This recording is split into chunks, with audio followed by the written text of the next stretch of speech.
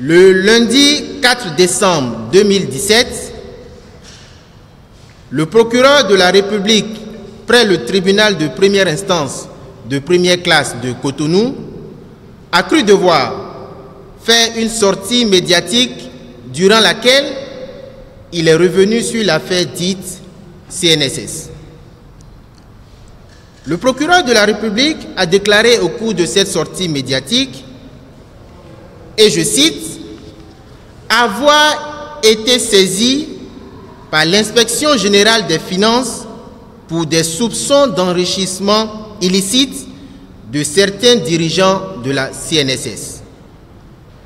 Il a poursuivi en expliquant que la BIBE a fait l'objet d'un point de vérification de la commission bancaire de l'UEMOA et que cette banque possède un mécanisme d'intéressement des personnes physiques ayant pouvoir de signature dans ses livres pour le compte de personnes morales en leur versant des commissions au prorata de la somme déposée.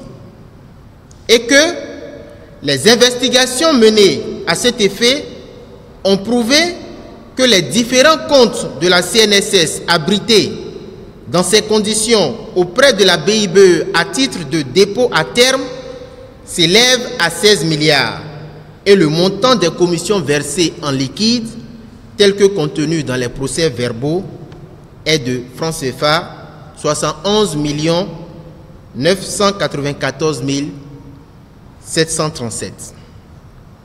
Il a ajouté que l'un des mis en cause a reconnu avoir distribué des commissions aux membres du conseil d'administration. Cette sortie médiatique du procureur de la République près le tribunal de Cotonou est illégale et inopportune. L'article 12 du Code de procédure pénale dispose en effet que, sauf dans le cas où la loi en dispose autrement et sans préjudice des droits de la défense, la procédure au cours de l'enquête et de l'instruction est secrète.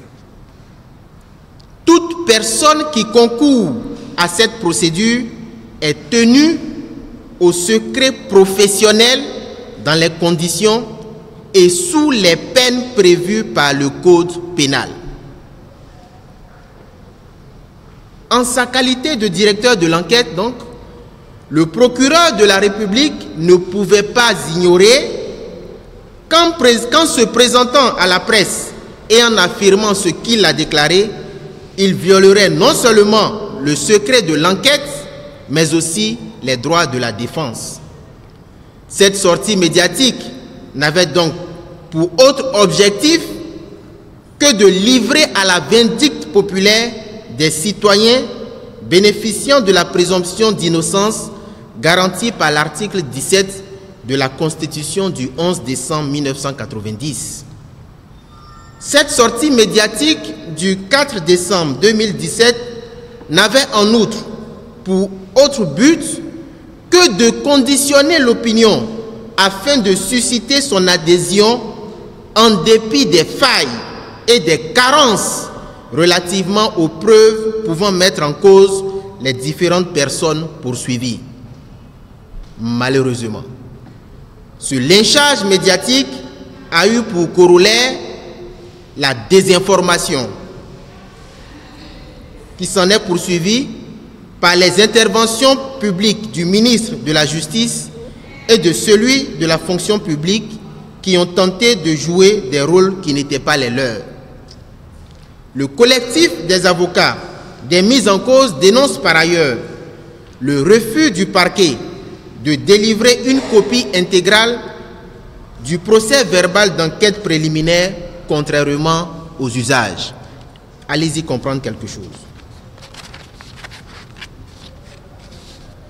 Il est en outre curieux de noter que le procureur de la République a renvoyé M. Laurent Metognon et ses co-détenus à l'audience du 19 décembre 2017, pendant que réglant d'autres procès-verbaux de déferment à des dates postérieures au 23 novembre 2017, il a renvoyé des prévenus à des dates beaucoup plus proches et antérieures au 19 décembre 2017. L'article 402 du Code de procédure pénale prescrit pourtant au procureur de la République de présenter M. Laurent Metognon au plus tard dans les 72 heures de sa détention. Ce délai étant passé, la détention de M. Laurent Metognon et de ses co-détenus est illégale et arbitraire. Enfin, lors de son intervention, le procureur de la République près le tribunal de Cotonou a volontairement oublié de dire que lors de ces investigations, la personne qu'il désigne avoir avoué remettre des commissions a également déclaré n'avoir aucune preuve de ces accusations. Le procureur de la République s'est abstenu sciemment de préciser également que les déclarations de cette personne sont les seuls éléments du dossier. Mesdames et messieurs, il s'agit d'une succession de violations flagrantes et intolérables des droits de la défense et des principes du contradictoire, de l'équité et de l'impartialité prévus dans le livre préliminaire du Code de procédure pénale.